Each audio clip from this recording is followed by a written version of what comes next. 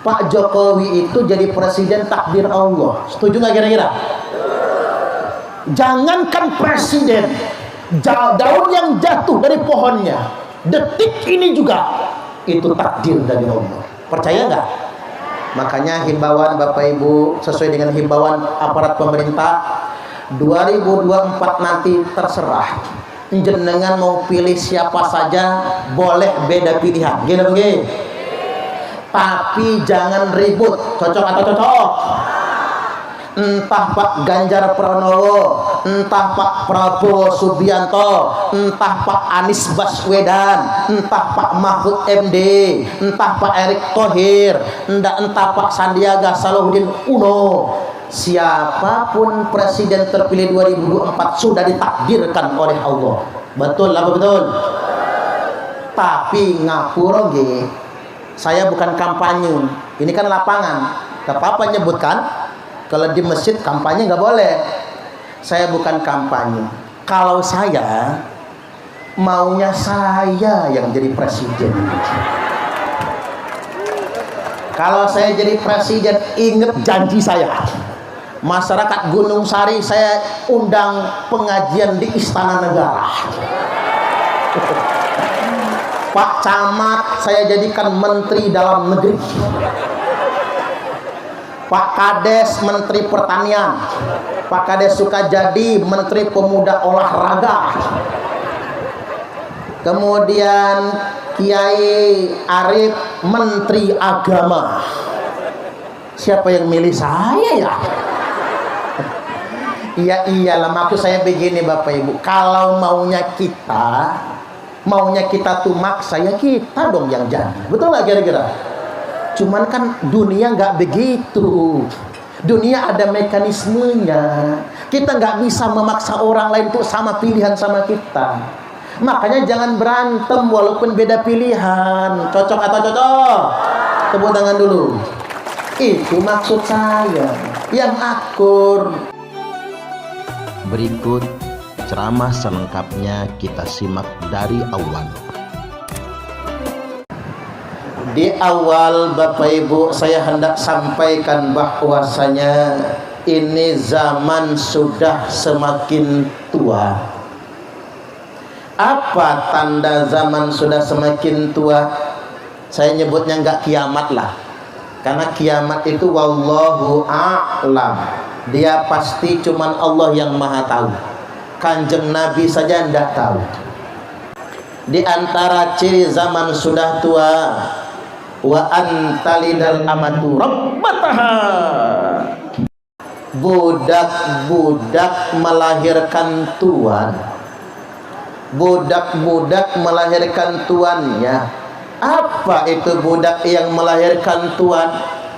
Bukan budak Palembang, kanye budak Ugan, budak Semende, lain barudak Sunda. Budak yang melahirkan tuan itu ibu kandung, ibunya yang mengandung, ibunya yang melahirkan, ibunya yang menyusui dan membesarkan. Setelah anaknya sukses, anaknya memperlakukan ibunya seperti pembantunya sendiri. Ada nggak zaman sekarang? Banyak. Mak, daripada bayar babysitter, mama aja ya yang ngasuh anak saya. Ada enggak? Nah, tersungging semua ini. Mamanya jadi babysitter gratis. Mending anak tahu terima kasih. Anak zaman sekarang ini enggak tahu terima kasih.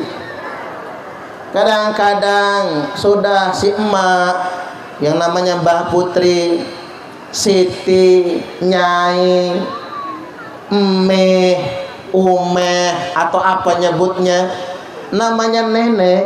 Daripada orang lain yang ngasuh, mending neneknya, gitu bang. Tapi anak nggak tahu terima kasih. Anak pulang kerja, mak, ngapa bibir anakku bengkak? Anakmu lari nginjek pisang, kepleset jedut dinding, bibirnya darahan. Emak sih cuman ngomong emak sih Bapak Ibu, nyut rasanya. Apalagi wayahnya si emak tinggal numpang sama anak, diomongin emak sih. Itu kalau si nenek bisa nyanyi-nyanyi, dia sakitnya tuh di sini, di dalam hatiku. Sakitnya dibentak anak itu lebih sakit daripada melahirkannya. Iya Baya, gitu bagi. Nggak tahu terima kasih. Betapa banyak anak-anak sekarang ngebabuin orang tuanya. Bapaknya jadi tukang kebunnya. Kalau kata orang bijak apa? Kalau bapak kaya, anak kaya raja. Gini bang. Wow, kalau bapaknya sugih, mamanya sugih, mainan apa dibeliin? Motor aki beli, mobil aki beli, babysitter bayar, sekolah pakai bimbel mahal-mahal, dicariin supirnya. Kalau bapak kaya, anak kaya raja. Coba kalau dibalik, kalau anak yang kaya, orang tua jadi pembantu. Tuh. Betul, tepuk tangan dulu.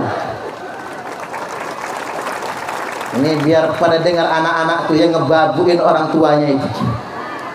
Sekarang begini, ndak ada yang bisa mengalahkan ketulusan orang tua. Gitu bang. Ngapura Pak, setulus-tulusnya suami Bu, ndak bisa mengalahkan ketulusan orang tuamu, terutama mbokmu. Suami dulu waktu belum dapat, wayai pengen lamarannya diterima, oi berlutut, aku tak bisa hidup tanpa kamu. Ketiban cinta ditolak, dukun bertindak. Salah-salah manjat pohon kelapa, pengen terjun ke bawah demi mendapatkan sang pujaan hati.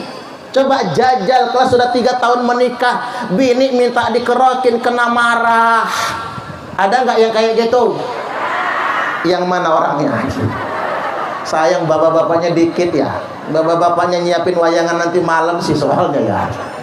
Makanya bapak-bapaknya tidur siang, jangan-jangan ini. Mohon maaf Pak, Bu, setulus-tulusnya istri tak bisa mengalahkan ketulusan ibu kandung. Gak bisa. Jajal kalau nggak percaya Pak. Panjenengan sudah tua, stroke, bengek. Udah stroke, bengek, asam urat, rematik, prostat bocor kelep. Tapi cerewet, istri telat ngambil anduk, marah. Istri telat bikin teh, marah. Istri sambil ngaduk teh ngebatin. Kapan matinya orang satu ini? Percayalah sama saya. Ya sebel bini udah tua ngerepotin. Ada nggak sih laki-laki yang main gentak itu Bu? Banyak. Makanya saya lihat mengapa rata-rata janda-janda nggak kawin lagi. Tahu nggak sebabnya rondo-rondo nggak kawin lagi? Bukan karena terlalu cinta sama suami, bukan. Saya tanya, Bu, ngapain jenengan betah menjanda, nggak mau kawin lagi? Apa jawab istrinya? Kapok Pak Ustaz, takut dapat yang kayak gitu lagi. Oi, ternyata alasan janda-janda nggak mau kawin lagi trauma. Takut dapat laki yang kayak gitu lagi atau yang lebih parah. Nah balik lagi Bapak Ibu, tidak ada yang mengalahkan ketulusan orang tua. Makanya kalau kata ibu saya, cuman ibu saya ini nggak bisa bahasa Indonesia, bisanya cuman bahasa Inggris. Kata ibu saya, ame anak lemah, umak dek dena minta. Ame anak sare, umak nangis siang malam. Ini bahasa Inggris Kingston. King itu raja, stone itu batu, batu raja.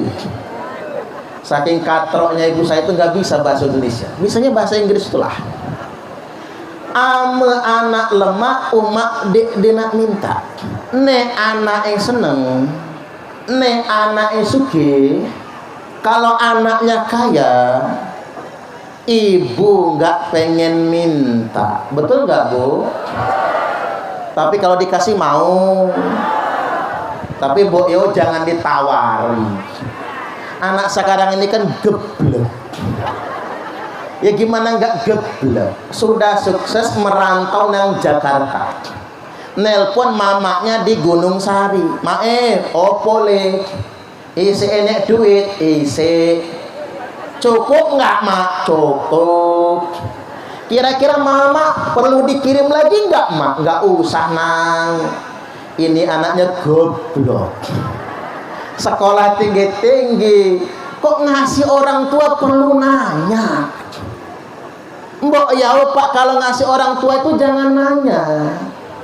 Kalau ngasih orang tua itu ya kasih aja. Kalau ditanya orang tua pasti bohong. Lagi anak lagi meriang panas dingin dikompres sama mama. Sampai jam 12 malam belum bisa tidur. Apa kata anak? Mama nggak tidur. Nggak nak, mama nggak ngantuk. Padahal ngantuknya bukan main itu. Bapaknya udah ngiler kok. Mama masih ngeronda demi anak. Hidup susah, melarat, makan jarang enak, jarang makan enak. Suatu hari dapat besek dari tetangga, isinya rendang Padang. Semua disuapin ke anaknya. Anak nanya, mama nggak makan rendang? Nggak nak, mama nggak suka rendang. Padahal mama yang sambil nyuapin itulah mama, itulah ibu. Dia paling pintar bohong sama anak. Makanya saya kasih tahu sama anak-anak yang masih orang tua, yang punya orang tua, jangan goblok. Kalau ngasih orang tua jangan pernah bertanya, kasih berapapun yang Anda sanggup. Karena sedekah ke orang tua itu pahalanya dilipat gandakan 100.000 kali lipat. Saking besarnya. Saya juga salahkan anak-anak yang sudah mandiri berkeluarga masih nada sama orang tua. Itu salah itu. Apalagi ngarep warisan.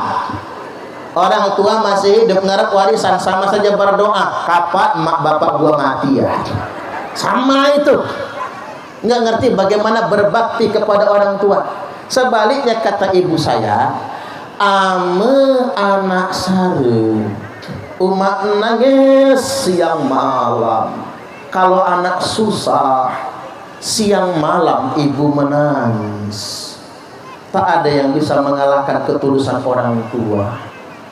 Coba kalau anak dirantau orang, hidupnya susah, sarapan makan nasi uduk nggak ketelan, anak saya makan apa? Siang-siang makan pakai lauk ikan nggak ketelan, cuncung saya dirantau makan apa? Itu kalau anak susah. Itulah ketulusan orang tua. Makanya benar kalau kata nyanyian, kasih ibu kepada beta tak terhingga sepanjang masa, hanya memberi tak harap kembali, bagai sang surya menyinari dunia. Satu-satunya manusia yang hanya memberi dan tak pernah harap kembali. Makanya saya ingin ingatkan Bu, jenengan seorang ibu. Karena jenengan seorang ibu, maka jenengan harus berprinsip jangan pernah mencemburui orang tua suami. Jangan pernah. Ini banyak perempuan-perempuan zaman sekarang, lakinya ngasih emaknya, bininya monyong. Ketiban lakinya mau masuk kamar, apa kata bininya? Kelon sama emak lu sono, jangan kelon sama aku. Ini bini-bini macem begini nih. Man faddala zaujatu ala ummi. Ingat laki-laki, barang siapa laki-laki lebih memuliakan istrinya daripada ibu kandungnya sendiri, fa'alaihi la'natullah, maka baginya laknat Allah, laknat para malaikat, laknat semua umat manusia. Jadi jangan sampai ada suami takut istri. Saya tanya, ada nggak suami takut istri? Yang mana orangnya? Saya tak lihat rainya kayak apa orang itu. Tampang sih boleh, matanya belok, lubang hidungnya mekar, bibirnya doer, giginya aja gede-gede sak jempolan, badannya kedok, keker berurat, tapi dipelototin bininya mengker. Istri, ikatan suami takut istri. Kalau kata sulit, sosis, suami sian istri. Jangan sampai sedemikian rupa. Saya tanya, Bu, ibu-ibu senang nggak suami takut istri? Senang, Bu? Senang, Bu?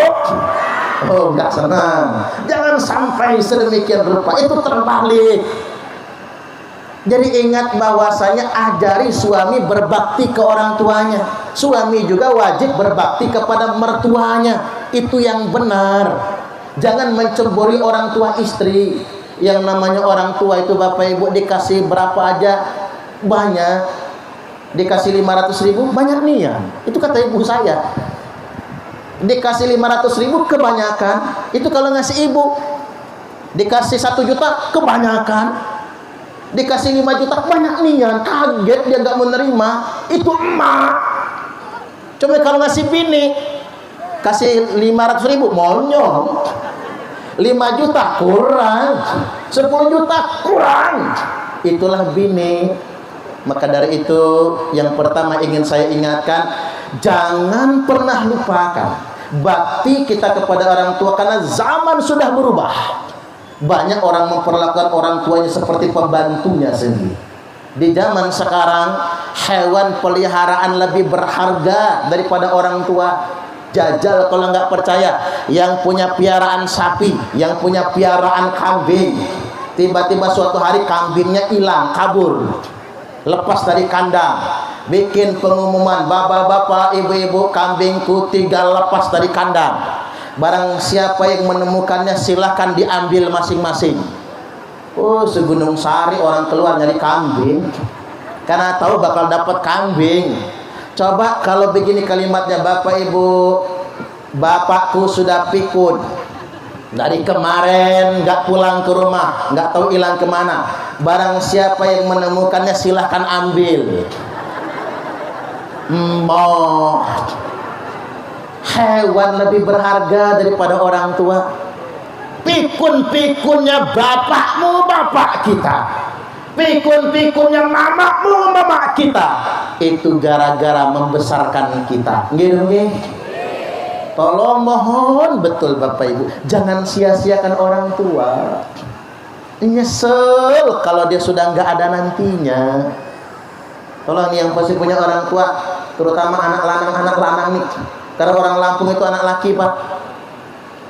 Orang Lampung itu anak laki-laki tertua. Itu punya kewajiban ngurus anak, ngurus orang tuanya. Makanya bagi yang sedia menjadi istri anak laki-laki tertua di orang Lampung, dia harus siap ngurus orang tua. Nah, kalau orang Jawa biasanya anak perempuan bungsu. Itu biasanya. Memang beda adat Bapak Ibu. Jadi nggak bisa disamakan, memang keadaannya sedemikian rupa, harus siap ngurus orang tua. Ini ada kejadian, bude saya, Uwak manggilnya, orang Sugih, tinggalnya di Palembang. Karena sudah tua, kosong rumah, cuman tinggal sama pembantu, kemana-mana diantar supir. Wah, ya kangen sama anak, berangkat ke Lampung. Maksud hati pengen sama anak aja biar bisa kumpul sama cucu. Di kota bumi Lampung Utara, ke tempat anak perempuannya, belum masuk mobilnya ke garasi rumah, ke pagar baru dibuka. Apa kata anak wedok? Endak aku mak halah tinggal aku anak betina. Moh, enggak mau saya. Aku anak wedok, anak perempuan enggak punya kewajiban ngurus emak. Apa jawab si Uwak? Satu pun nak tinggal gongan. Emang siapa yang mau tinggal sama kamu? Saya cuman mampir aja, kangen sama cucu. Tuh orang tua. Habis itu, habis makan siang, berangkat ke Bandar Lampung, tempat anak lanang. Di rumah anak lanang di Bandar Lampung, Tanjung Karang, nginep semalam. Sarapan besok pagi. Apa kata anak lanang? Mak, aku nak begawi PNS.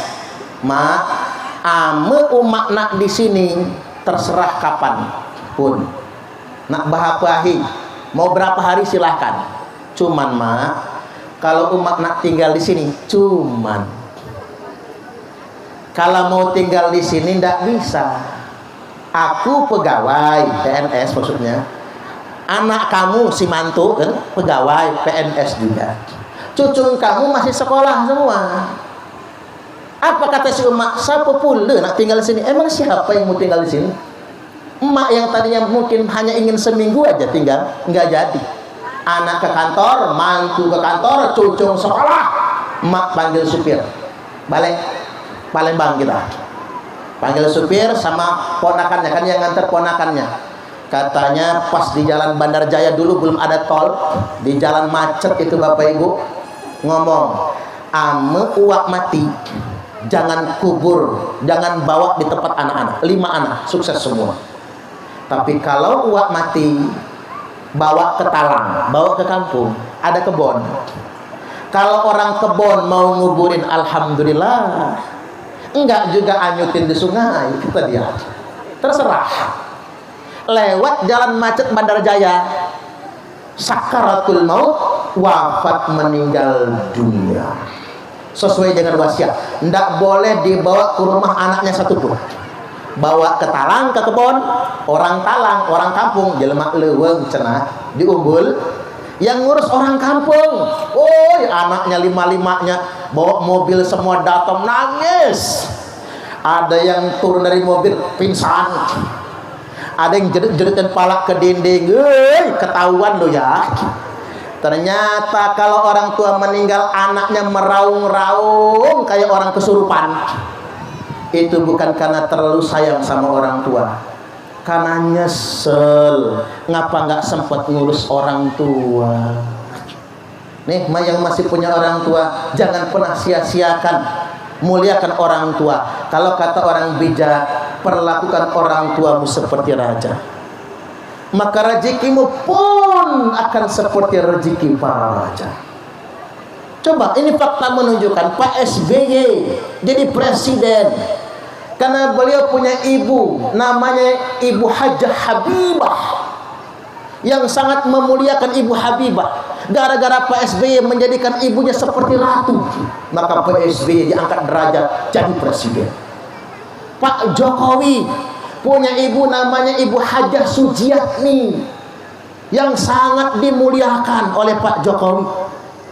Dicium kakinya, dimuliakan sebagaimana ratunya. Akhirnya Pak Jokowi diangkat derajatnya jadi presiden. Ibu Sujiatmi ditanya oleh Tuan Guru Bajang, Kiai Haji Zainul Majdi, ulama sekaligus mantan gubernur NTB, apa amalan ibu kok anaknya bisa jadi presiden? Tiap malam nggak pernah telat sholat tahajud dan ngamal baca Al-Ikhlas Qul huwallahu ahad 1000 kali dalam satu hari.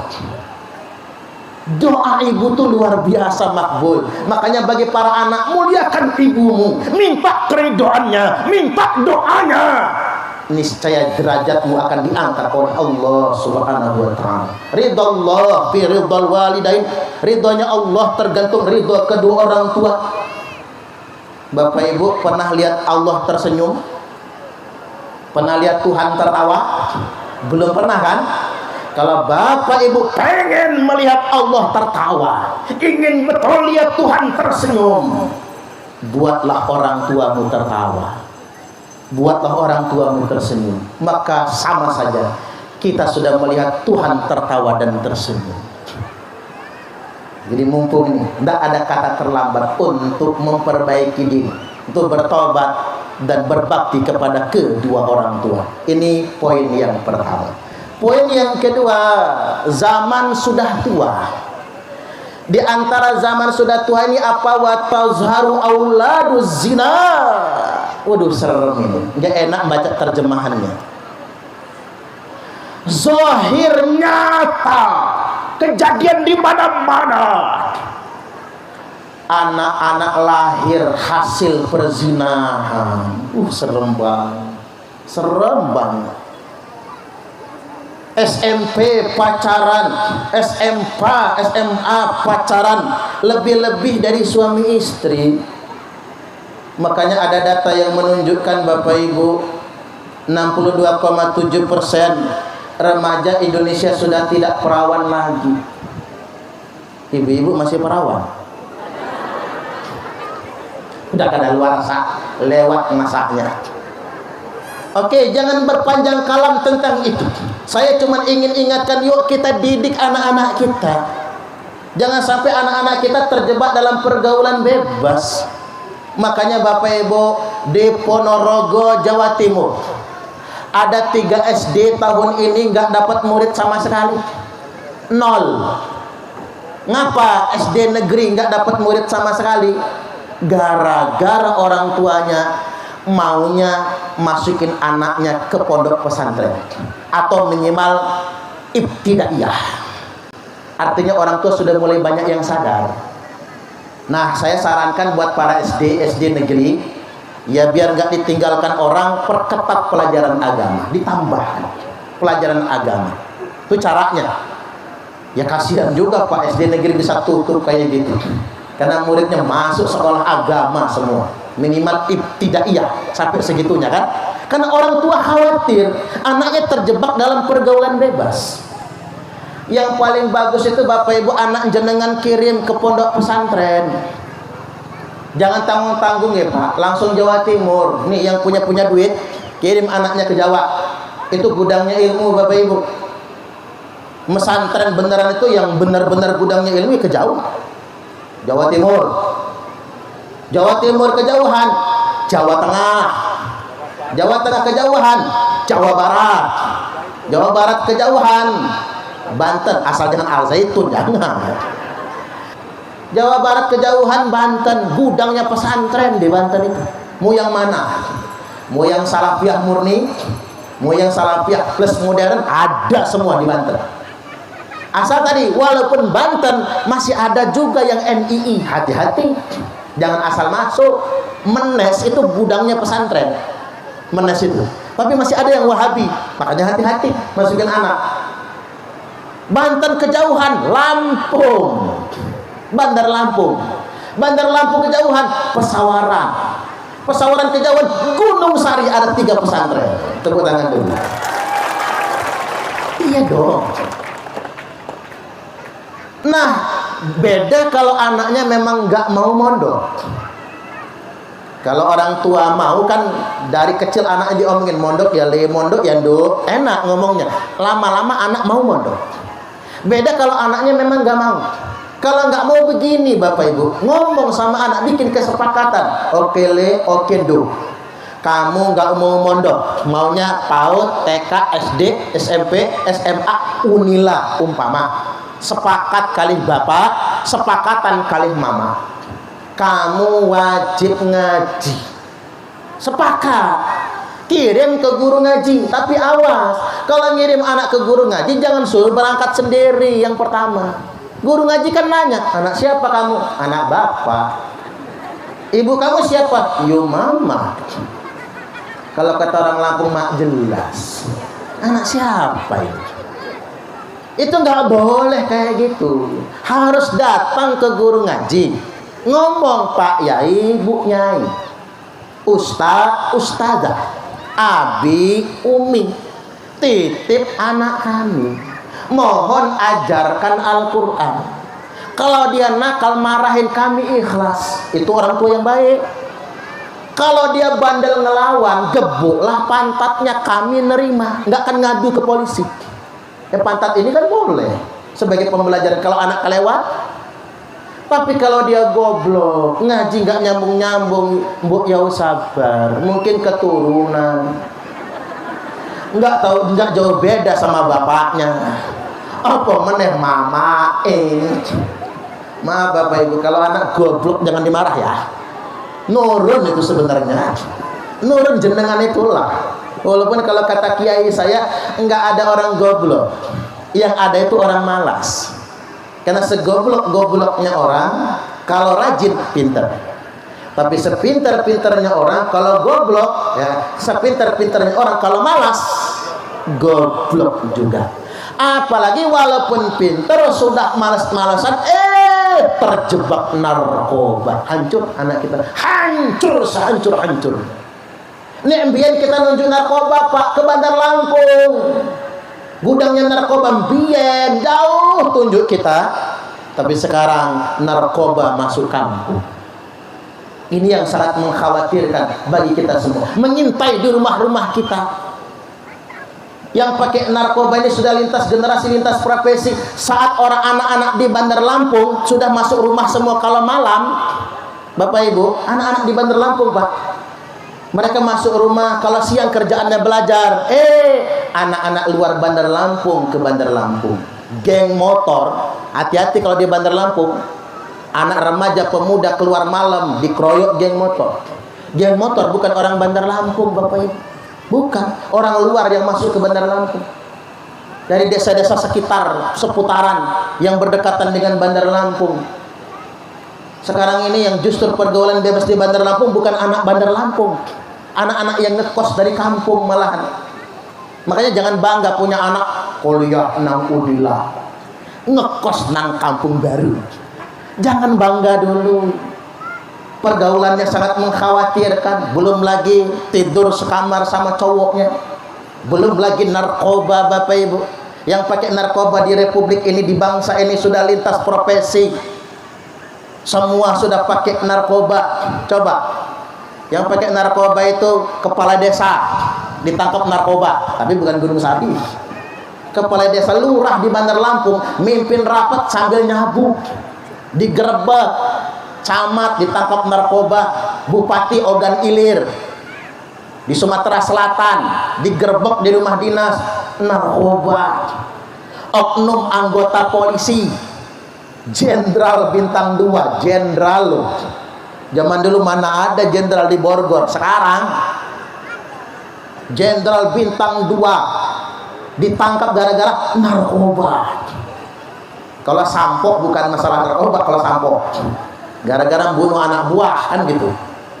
Kemudian yang berikutnya TNI Kolonel Melati 3, bentar lagi bintang 1, bentar lagi jenderal, digerebek di hotel pakai narkoba. Kapolsek sama anggotanya lagi pesta narkoba di hotel, digerebek. Mampas Pak, Kapolsek.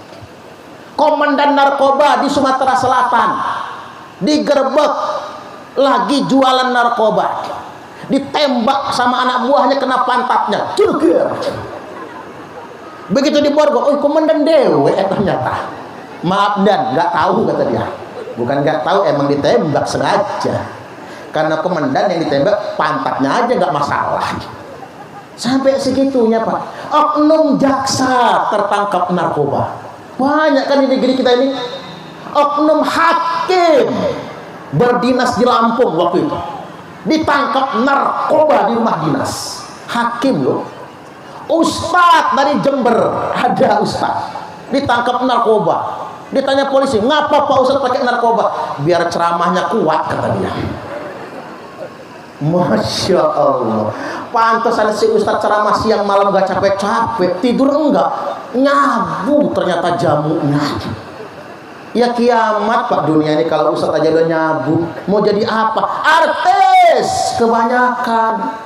Makanya benar kalau kata orang bijak, artis dibayar mahal tapi malah ngerusak moral bangsa.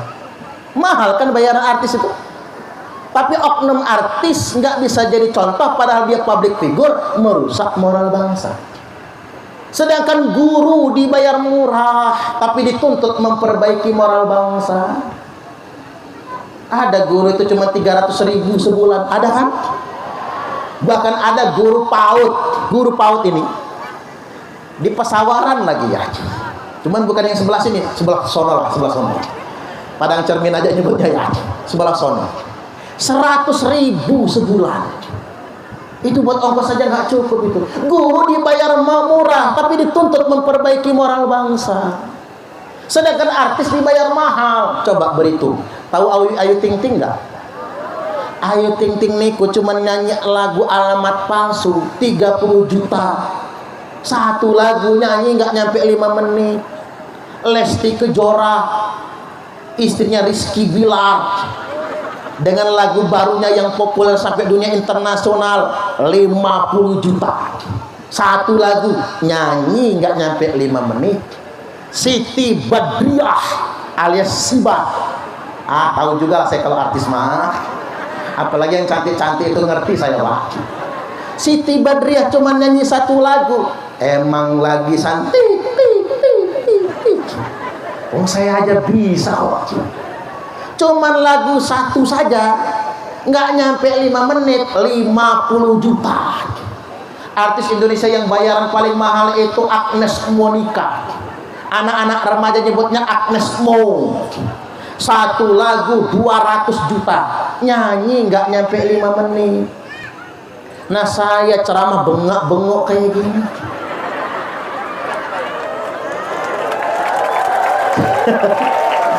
Udah mau 1 jam lagi ya, nggak segitunya. Tapi kalau ikhlas lah Bapak Ibu, saya ini disangoni alhamdulillah, nggak disangoni kebangetan lah, jauh-jauh dari Bandar Lampung. Nah artinya Bapak Ibu, bandingkan sama guru ngaji. Guru ngaji itu guru paling ikhlas. Mengapa saya katakan guru ngaji itu guru paling ikhlas? Saya belum pernah nonton berita ada guru ngaji demo minta diangkat PNS. Belum ada kan? Guru ngaji itu Bapak Ibu dikasih alhamdulillah, diterima. Nggak dikasih ngempet rasa. Bener, pengen nagih cuman nggak sampai hati. Padahal bini guru ngaji udah monyong aja. Bo, jangan dikira bini guru ngaji itu solehah semua. Jangan dikira kalau ustadz bininya solehah, belum tentu. Monyong, beras habis, minyak habis, gas habis, bini monyong. Orang-orang tua belum ada yang ngasih ke guru ngaji, mau minta ngempet rasa, nggak enak Bapak Ibu. Guru ngaji mengapa gak enak minta? Rumangsa ngajar ngaji, rumangsa mengajarkan Al-Quran, khawatir kalau minta nada merendahkan Al-Quran demi menjaga kehormatan. Itulah guru ngaji. Paling banter kalau di kampung saya nyindir, ngajinya pakai bahasa ogan tuh begini Pak. Kalau ngaji dulu kan juz amma ya, dieja. Bada serba, yada seya, roda sero, bayaro. Ulang lagi. Bada serba, yada seya, roda sero, bayaro. Itu cara ogan. Cara ogan kan begitu. Bayaro. 1 jam ngaji di TPQ, TPA. Bayaro, bayaro. Anak-anak kecil yang masih 3-4 tahun hafal. Pulang ke rumah, ibu nanya, ngaji apa tadi? Bayaro. Oh, kata Uma, besok njok tahu guru ngaji. Soda seso, bada sembah, roda sero, sobaro. Begitu anak mau berangkat ngaji, ingat ya nak, soda seso, bada seba, roda sero, sobaro. Begitu anak masuk TPQ, guru ngaji sudah nunggu anak-anak serempak, sobaro. Kasihan nih ya guru ngaji itu Bapak Ibu, kasihan. Jadi wajar kalau Nabi bersabda, khairukum man ta'allamal Qur'ana wa 'allamah. Sebaik-baiknya kalian adalah orang yang belajar Al-Quran dan setia mengajarkannya. Karena memang sedemikian rupa. Guru ngaji bukan PNS, mereka tak punya gaji, tapi mereka menjaga Al-Quran, mendidik anak-anak kita semua. Maka kalaupun anak kita nggak mau mondok, kirim ke guru ngaji. Insya Allah. Bapak-bapak, ibu-ibu, hadirin wal hadirat rahimakumullah. Yang berikutnya pada kesempatan kali ini masih identifikasi ciri zaman sudah semakin tua. Rasulullah sallallahu alaihi wasallam telah bersabda, sayati zamanun 'alan nas akan datang suatu zaman di tengah-tengah umatku, di tengah-tengah umat manusia, kata Nabi, la yabqa minal islami illa ismu. Tidak wujud yang namanya Islam kecuali tinggal namanya. Wala minal qur'ani illa darsuh. Tidak ada Quran kecuali tinggal tulisan, tinggal pelajaran. Wala minad dini illa rasmuh. Tidak ada agama kecuali tinggal rasul, tinggal tradisi. Jadi agama tinggal peringatan-peringatan. Agama ini tinggal momen-momen kayak gini. Wayahi maulid Nabi, ada agama. Agama tinggal syiar, walaupun tetap bagus. Wayahi muharraman, ada agama. Wayahe lebaran, Idul Fitri, Idul Adha, ada agama. Agama tinggal upacara-upacara, itu maksudnya. Agama tidak diamalkan sesungguhnya. Begini, saya ingin sampaikan. Orang sekarang hilang konsistensi dalam beragama. Contohnya apa? Pengajiannya rajin, ngerumpinya juga rajin. Ini di sana. Kalau di Gunung Sari, pusatnya emak-emak ini Pak, yang namanya ngaji di mana-mana ya emak-emak semua. Diceramain ibu-ibu, jangan suka ngomongin orang. Nggih. Nanti sambil ngaji ustadznya yang digosipin. Ngapalah emak-emak ini lupa betul, mudah betul lupa. Terutama emak-emak ini yang paling susah dijaga itu cangkemnya, nyinyir itu. Kadang-kadang yang nyinyir itu Pak, kawannya dewek, temannya, bajunya nggak matching. Baju, masa kudungnya abang, bajunya biru, nggak matching. Baju dikritik, diomong. Saya paling heran, ngapalah emak-emak di Lampung ini paling seneng nyinyir orang hajatan. Ya Pak ya, pokoknya kalau ada yang hajatan, ada aja yang diomong. Masakannya anyep semua. Tuh cangkem siapa tuh? Masakan anyep semua. Ya kalau pengen makan enak ke restoran, jangan ke tempat orang hajatan. Kadang-kadang begini, empek-empek yang diomong, empek-empeknya banyak sih, cuman gak ada rasa. Aci doang dicampur bawang putih. Mana cukanya kecap dicampur air lagi. Dasar hajatan pelit. Padahal Pak Kades lah dia itu. Pak Kades yang kena kan, diomongin pelit. Akhirnya yang lain mikir, Pak Kades hajatan empek-empeknya nggak ada rasa. Yang lain mikir, Pak Camat mikir, kalau hajatan jangan sampai empek-empek yang asal-asalan.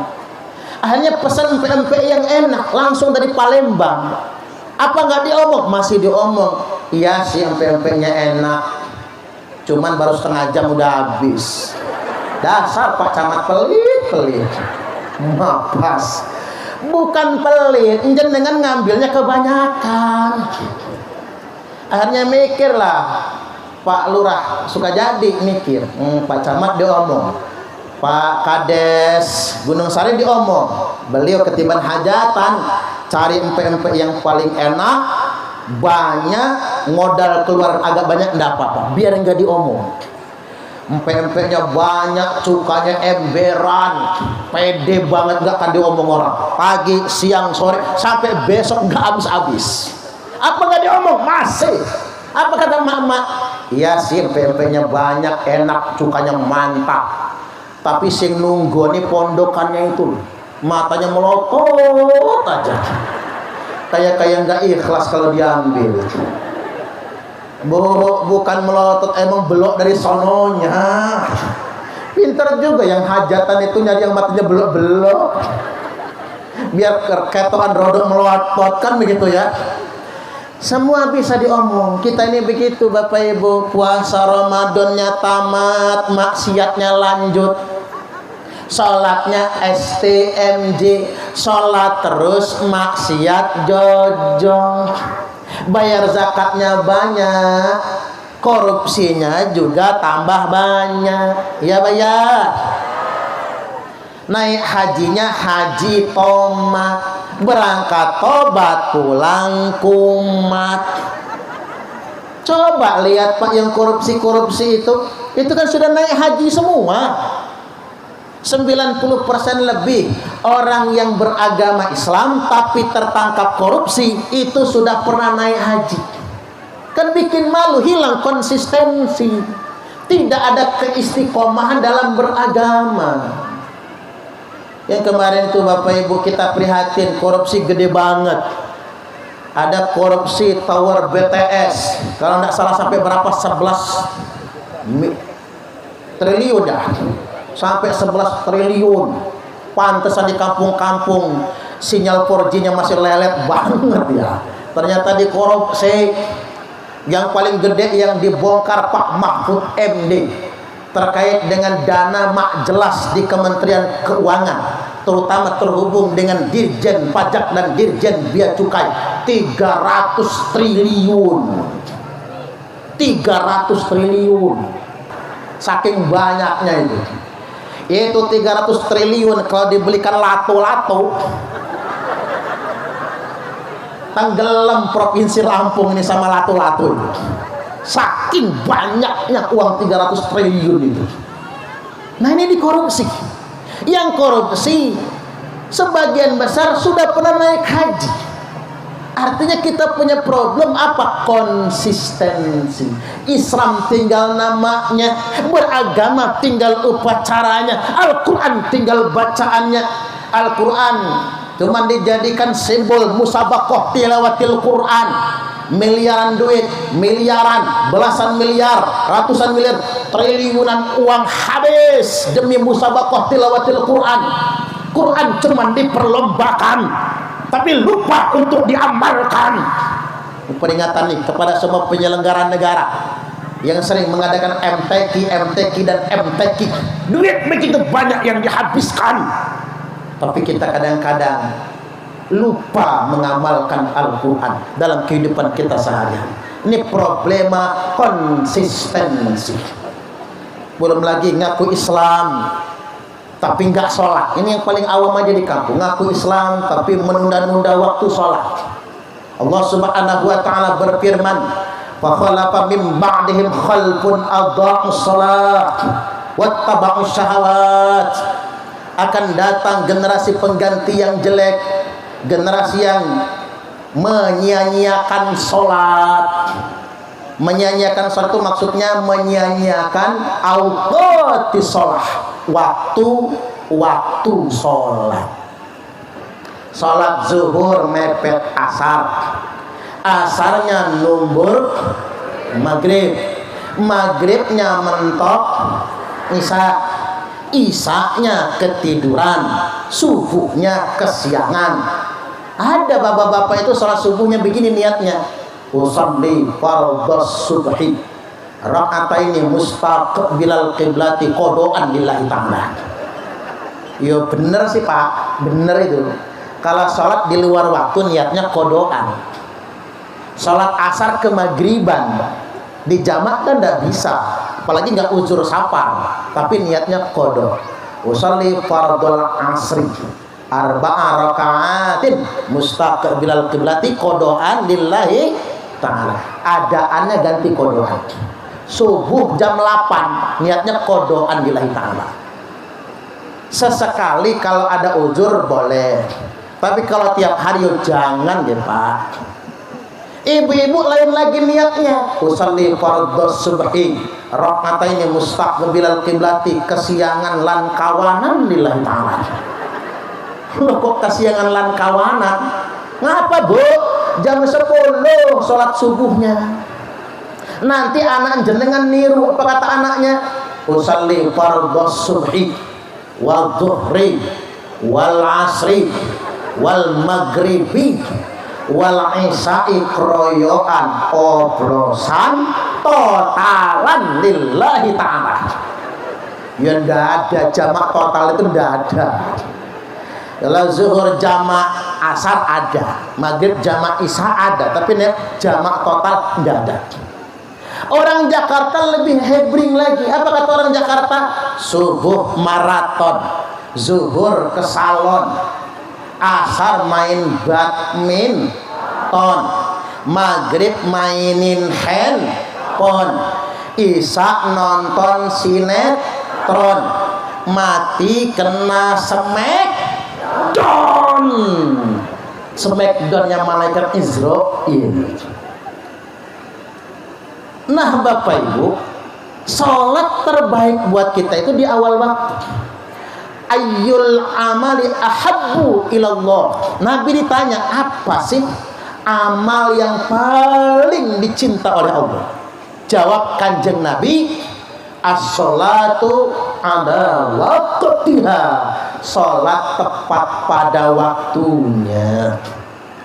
Tepat ini kan tidak mesti di awal kalau ada udhurnya, tapi yang jelas sholat di awal, di tengah, di ujung sah. Tapi Allah ingin sholat tepat pada waktunya. Ada rahasia Pak Presiden Jokowi yang terbongkar, ditutup-tutupi. Beliau nggak mau orang tahu, ditutup-tutupi. Tapi ujung-ujungnya ketahuan juga. Yang bocorin Pak Profesor Mahfud MD. Pak Jokowi itu di forum internasional KTT ASEAN tiba-tiba berdiri, mundur, keluar. Terpaksa Pak Mahfud MD harus maju duduk di kursi tadi, karena itu protokolernya. Pak Mahfud nanya, presiden kemana? Sholat. Di forum internasional pun Pak Presiden Jokowi nggak pernah lalai sholat tepat waktunya. Tepuk tangan dulu. Ini ke presiden dulu. Dan beliau nggak pernah pamer. Pernah nggak beliau nunjuk-nunjukin? Nggak pernah. Kata pas pampres, begitu azan mobil berhenti. Kodenya apa? Pak Jokowi lepas sepatu, lepas kaos kaki. Itu kode beliau mau sholat. Itu beliau. Nggak pernah pamer tadi Pak. Kan saya aja yang menceramah kan. Sudah 46 tahun. Nggak pernah berhenti tahajud tiap malam. Saya aja kadang alpa tahajud mah. Nyebutnya kiai, alpa tahajud. Presiden bukan kiai beliau Pak. Malah Pak Jokowi itu diejek orang kan, dituduh Fir'aun lagi kan. Kok ada Fir'aun rajin sholat ya? Kok ada Fir'aun rajin tahajud? Dituduh anti Islam beliau. Kan begitu kan? Padahal beliau soleh Bapak Ibu. Naik haji, umroh ke Mekah sekeluarga. Bisa masuk Ka'bah. Subhanallah. Masuk Ka'bah, keluar Ka'bah, cium Hajar Aswad, berdoa di multajam, berlinangan air mata ibu negara Iriana Jokowi. Saking terharunya, saking bahagianya, bisa masuk Ka'bah, bisa cium Hajar Aswad, bisa berdoa di multajam. Tuh yang dikatain orang Fir'aun tuh Pak, masuk Ka'bah. Bu, jenengan pernah masuk Ka'bah? Boro-boro. Kalau saya mah cuman masuk Hijri Ismail. Sama, sholat di dalam Hijri Ismail sama dengan sholat di dalam Ka'bah. Cuman repotnya kalau di Hijri Ismail, ketiban ruku cium pantat orang, empet-empetan. Sujud juga diinjak orang. Jadi nggak tumaninah lagi sholatnya. Memang begini Bapak Ibu, ibu-ibu itu nggak disunahkan cium Hajar Aswad. Ini saya kasih tahu para umat muslim Indonesia yang perempuan, kalau haji atau umroh nggak usah ngotot cium Hajar Aswad. Laki-laki Pak yang diutamakan cium Hajar Aswad itu. Perempuan mah enggak Bu. Mengapa perempuan nggak wajib cium Hajar Aswad? Karena perempuan cukup cium tangan suami, sama seperti 70 kali cium Hajar Aswad. Apalagi suaminya hitam kayak pantat wajan itu, persis Hajar Aswad. Tapi cara ciumnya begini ya Bu, cium punggungnya, cium telapaknya, cetok. Ada Bu Kades nggak? Mana Bu Kades? Bu Kades, halo. Sebelah mana Bu? Nah Bu Kades, Jenengan sampai rumah harus langsung praktek ya. Itu sama seperti 70 kali cium Hajar Aswad. Nah balik lagi Bapak Ibu, presiden yang katanya deso, presiden yang katanya plongo, tapi beliau menjaga sholatnya.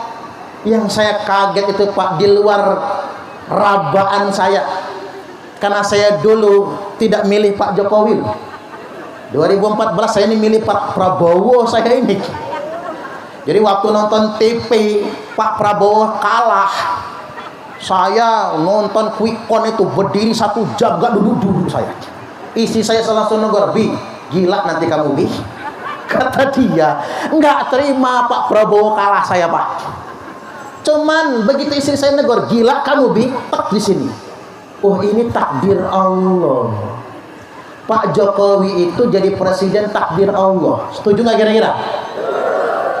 Jangankan presiden, daun yang jatuh dari pohonnya detik ini juga itu takdir dari Allah. Percaya nggak? Makanya himbauan Bapak Ibu sesuai dengan himbauan aparat pemerintah, 2024 nanti terserah. Jenengan mau pilih siapa saja, boleh beda pilihan. Gini. Tapi jangan ribut. Cocok atau cocok? Entah Pak Ganjar Pranowo, entah Pak Prabowo Subianto, entah Pak Anies Baswedan, entah Pak Mahfud MD, entah Pak Erick Thohir, entah Pak Sandiaga Salahuddin Uno. Siapapun presiden terpilih 2024 sudah ditakdirkan oleh Allah. Betul apa betul? Tapi ngapura nggih, saya bukan kampanye. Ini kan lapangan. Gak apa-apa nyebutkan. Kalau di masjid kampanye nggak boleh. Saya bukan kampanye. Kalau saya maunya saya yang jadi presiden.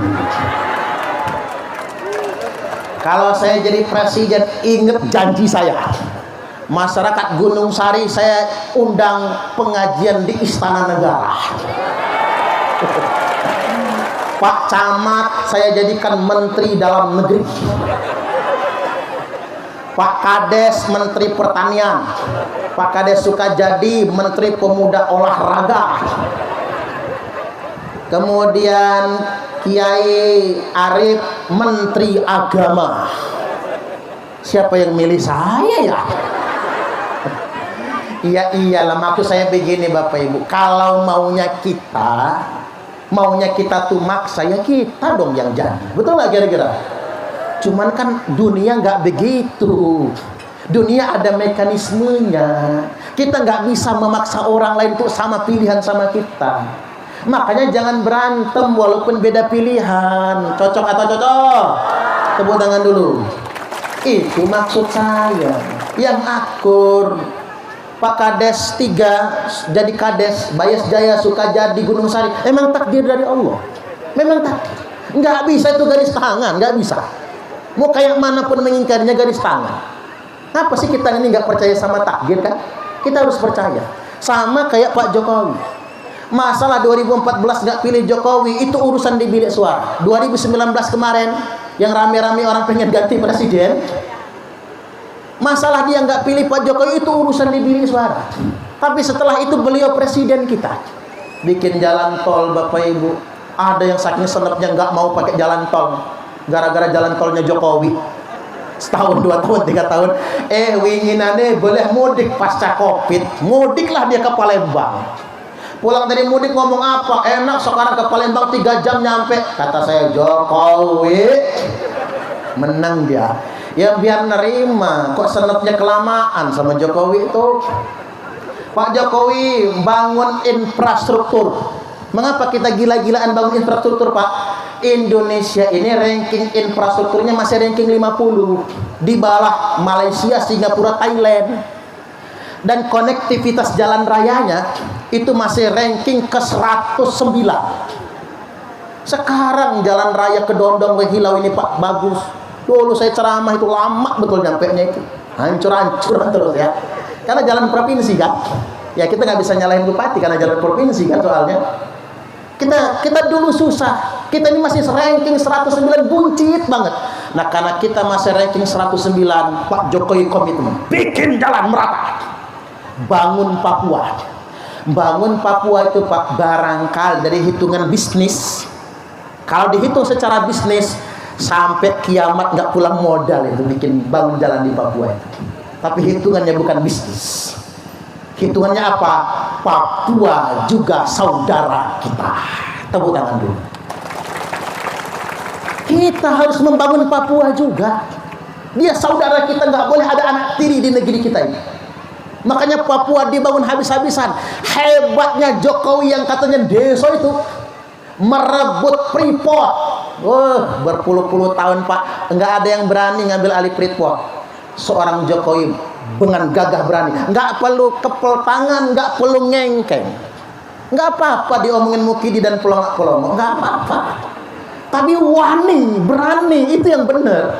Freeport diambil alih, daerah-daerah perbatasan dibangun, dan lebih mengagetkan lagi, ibu kota Nusantara bukan di Jawa, tapi di Kalimantan Tengah Utan. Itu pemerataan pembangunan namanya. Ibu kota Nusantara itu Bapak Ibu akan menjadi kota tercanggih sedunia internasional. Kemana-mana cuman 10 menit nantinya. Tidak boleh ada kendaraan pribadi. Semua listrik, semua terkoneksi, semua wilayah. Ramah lingkungan. Makanya semua negara berdecak kagum. Makanya proyeksi Presiden Jokowi 2045 nanti Indonesia menjadi negara maju setara dengan negara-negara di dunia internasional yang maju-maju. Allahumma amin. Tepuk tangan lagi. Nah, mikir tuh kudu kayak gini.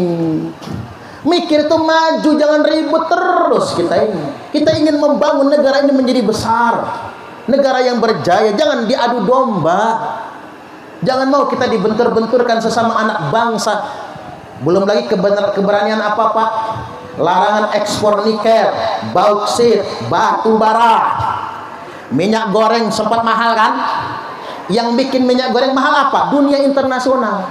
Indonesia punya ratusan ribu jutaan hektar ya kebun sawit, tapi minyak goreng mahal. Kesel Pak Jokowi.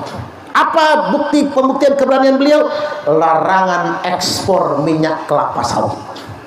Keren. Negara-negara yang suka menjajah kita secara ekonomi itu biar tahu rasa. Nah, ini membangun negara itu gak semudah itu Bapak Ibu. Maka dari itu kembali lagi, mengapa beliau itu selalu mudah jalannya? Karena jaga sholat. Yuk kita semua jaga sholat. Sing api Bapak Ibu, 5 waktu kita memakmurkan masjid. Kemudian yang berikutnya kita tahajud istiqomah. Terutama yang jenengan pengen anak-anaknya berhasil. Wa midan laili fatahajjad bihi nafilatan laka asa ayyab'ataka rabbuka maqaman mahmuda. Pada sebagian malam bertahajudlah nafilatan lak, sebagai amal tambahan untuk. Enggak wajib tahajud itu Pak Bu, buat tambahan doang. Tapi ingat, asa ayyab'ataka rabbuka maqaman mahmuda. Tapi dengan tahajud itu bisa menjadi sebab semoga Allah mengangkatmu pada derajat yang terpuji. Makanya santri-santri Pak Yai wasiatkan ya, jangan panjang-panjang molornya.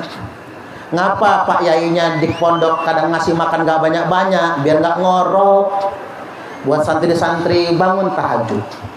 Kalau Anda rajin tahajud, maka Allah angkat derajat dunia maupun akhirat.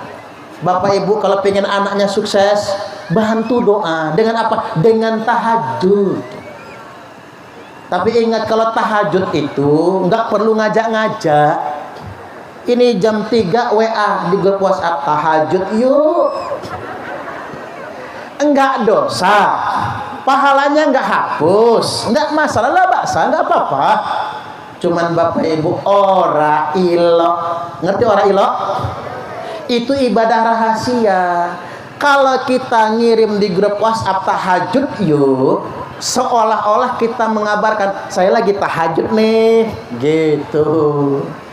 Sebaiknya ibadah itu rahasia. Karena begini Bapak Ibu, wasallu bil laili wan nasu niyam. Salatlah di malam hari, di ujung malam yang orang sedang tidur semua. Itu memang ibadah sunyi, ibadah sepi. Kalau bisa nangis, nangis yang benar Pak, nangis pas tahajud. Kalau nangis di hadapan manusia, modus.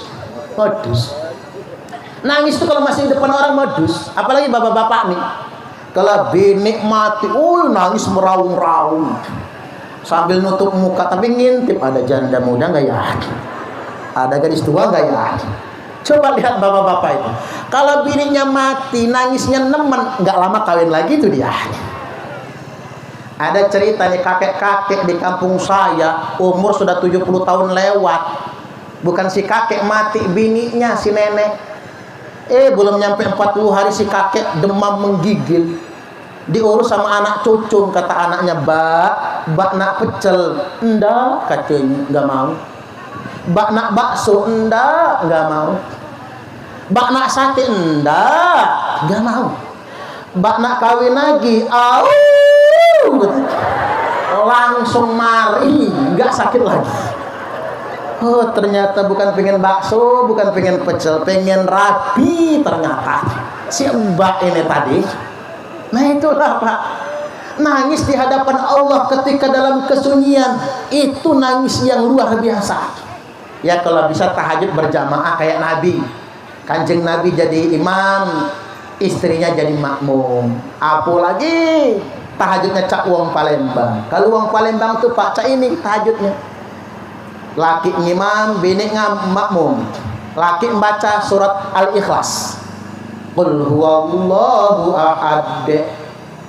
Allahus samad. Lam yalid wa lam yulad. Walam yakun lahu kufuwan ahad. 11 rakaat tahajud lan witir, aja bacanya. Ya istrinya kan selesai sholat nanya, ngaku lah kakak nih sholat manggil adik terus tuh.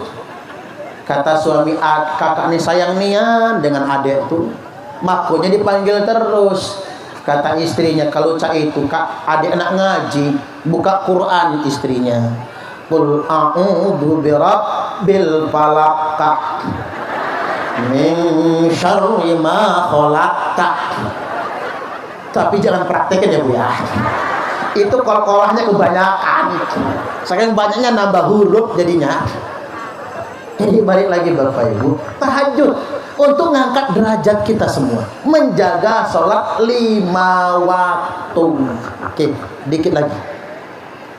Sudah 10 menit lagi masuk zuhur.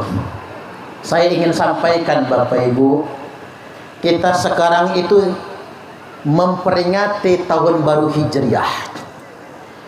Ini momentum hijrahnya Nabiullah Muhammad sallallahu alaihi wasallam. Nabi hijrah dari Mekah ke Yathrib sebelum jadi Madinah. Mampir di kampung namanya Kuba. Dan Nabi mendirikan masjid. Makanya peradaban yang dibangun Nabi adalah peradaban masjid. Tapi ingat, jangan dipikir masjid yang dibangun Nabi itu mewah. Tidak. Masjid yang dibangun Nabi cuma batu yang dijajarkan. Maksud saya begini, orang Islam itu berhentilah dulu berlomba-lomba mempermewah masjid. Masjid sudah bagus, cukup, nggak usah dibongkar pasang. Karena Nabi sudah mengingatkan, la taqumus sa'atu hatta yatabahan nasu fil masajid. Tidak terjadi hari kiamat sehingganya manusia berlomba-lomba mempermewah masjid. Tidak boleh Pak berlebih-lebihan. Makanya saya protes Bapak Ibu, Masjid Al-Jabar Jawa Barat. Tapi kalau jenengan pengen ziarah, foto-foto selfie nang Al-Jabar, boleh-boleh aja. Kan mewah soalnya. Cuman saya kritik. Mengapa saya kritik? Masjid Al-Jabar dibangun pakai uang APBD, uang rakyat. 1 triliun. 1 triliun loh Pak, 1000 miliar. Sedangkan di Jawa Barat masih banyak yang nggak kebeli sepatu untuk sekolah. Masih banyak yang susah beli beras. Ya Pak ya. Jadi kita ini jangan terjebak mempermewah masjid. Kalau kata Syekh Abdul Qadir Al-Jailani, sesuap nasi yang engkau masukkan ke dalam perut orang yang lapar itu lebih baik daripada membangun 1000 masjid jamiah. Begini Bapak Ibu, kalau kita bikin masjid mewah, paling banter orang ngomong apa? Wow, masjidnya mewah. Ibu-ibu serba selfie kan, upload di media sosial, paling banter begitu. Tapi kalau kita ngasih orang yang lapar, Pak Kasam lah, Pak Lurah ngasih orang yang lapar, kemudian sudah nggak kebeli beras, pagi nggak sarapan, sore siang keroncongan, sore kelaparan, malam ngarep ada undangan kedurenan, cuman yang mati juga belum ada. Tiba-tiba Bapak Ibu lagi ngempet lapar, datang Pak Lurah, Pak Kasam bawa beras sekarung. Subhanallah, doa yang diijabah. Makasih Pak Lurah. Pak Lurah sudah sedekah sama kami, nggak berhenti sampai di situ. Pak Lurahnya pamit pulang, dia masuk dalam kamar sujud, nangis sejadi-jadinya. Terima kasih ya Allah. Nggak berhentinya dia memuji Allah. Maka berbahagialah orang yang berbagi, karena Allah mengijabah doa orang-orang yang lemah melalui uluran tangannya. Memang beras 10 kilo cuman Pak Kasam, tapi berarti bagi orang yang lapar, sangat berarti. Makanya Bapak Ibu berbagilah. Cuman pesan semua Pak Kasam, Pak Kades, kalau nyantuni janda jangan sendiri Pak. Ini pesan ini. Kalau nyantuni janda mesti dikawani istri. Soalnya begini, nyantun pertama makasih Pak Kades baik betul. Alhamdulillah kan. Bulan depan nyantun lagi makasih Pak Kades. Cuman Pak Kades yang perhatian, Pak Kades mah enggak. Mulai dibanding-bandingkan. Bulan depan datang lagi, coba anak saya punya bapak kayak Pak Kades. Nah, jadi tuh barang jadi. Makanya kalau nyantun janda Pak Kades harus ada kawan. Kalau nggak ada kawan bahaya Bu Kades, dampingin terus ya, bahaya nantinya. Bukan ngajarin cemburu biar suaminya amanah, maksud saya. Bapak Ibu hadirin wal hadirat rahimakumullah, kepedulian kita kepada sesama. Begini Bapak Ibu, saya ditegur orang Bapak Ibu, Ustaz, apa kata saya? Dakwah sebenarnya bukan di mimbar. Dakwah sebenarnya bukan di panggung-panggung ceramah. Tapi dakwah yang sebenarnya ada di tengah-tengah masyarakat yang lemah. Iya juga ya Pak. Iya juga kan? Ada di tengah-tengah masyarakat yang lemah. Dakwah kalau di mimbar kayak gini Pak, panitia dari sekarang sudah ngelem amplopnya ini, saya yakin itu. Iya kan? Di Bandar Lampung Bapak Ibu khutbah Jumat, nggak tahu kalau di Pesawaran ya. Di Bandar Lampung khutbah Jumat Bapak Ibu, sekarang di Sangoni loh Pak. Kalau Masjid Jami 500.000, khutbah nggak nyampe 10 menit. Zaman Nabi mana ada Nabi khutbah di Sangoni? Mana ada sahabat dulu khutbah Jumat gitu di amplopin? Tidak ada. Jadi kalau dakwah itu di mimbar, sekarang sudah disangoni semua. Dakwah yang sebenarnya ada di tengah-tengah masyarakat yang lemah. Iya Pak ya. Ada catatan di media sosial yang menampar kita semua. Orang kaya bolak-balik umroh dengan alasan rindu rumah Allah. Tapi padahal Allah lebih rindu dengan orang kaya yang berbagi dengan fakir miskin. Coba Pak yang banyak-banyak duit itu jangan umrah terus. Umrah sekarang kan 35 juta. Sekali-kali yang 35 juta itu kasih ke fakir miskin, kasih ke kerabatnya yang nggak mampu, kasih ke santri-santri di pondok pesantren biar bisa bayar seharian di pondok pesantren. Tepuk tangan dulu. Karena begini Bapak Ibu, walaupun kita semua naik haji, agama belum tentu terjaga. Walaupun kita umrah saban tahun, saban bulan, agama belum terjaga. Walaupun masjidnya mewah, megah, semua terbuat dari emas saking mewahnya, agama belum tentu terjaga. Tapi ingat, walaupun masjid gede geribik, walaupun kita naik haji seumur hidup sekali, walaupun umrah kita cuma sekali, tapi kalau anak-anak santri belajar di pondok pesantren, agama pasti akan terjaga. Karena innal ulama warasatul anbiya. Karena para ulama, para kiai, para santri adalah pewaris para nabi. Tepuk tangan. Ya santri di pondok itu loh Pak, kasihan kadang-kadang. Ngapura nggih. Ada santri putri maling soptek temennya. Nangis, saya nggak tahan, nangis saya Bapak Ibu, nangis. Maling soptek pak temennya dilaporkan ke saya, Bapak Ibu, gemeter dia, takut saya marah. Saya bukan marah, tapi saya nangis. Ngapa dia maling soptek? Karena dia nggak kebeli soptek. Ngapa dia nggak kebeli soptek? Karena sudah lama nggak dapat kiriman dari mama bapaknya. Gimana kalau dia anak yatim? Makanya santri saya kalau maling duit temannya nggak saya keluarkan, nggak Pak, bener. Ngapa dia maling? Karena nggak punya uang jajan. Awas santri jangan maling beneran. Nah biar nggak hilang duit santri kumpulin pengurus yang megang, biar nggak hilang. Kan begitu. Saya ngomong sama pengurus, lihat santri-santri yang nggak bisa jajan, intip siapa? Kalau teman-temannya jajan, dibalik omongin, kamu jajan lah, ini duit.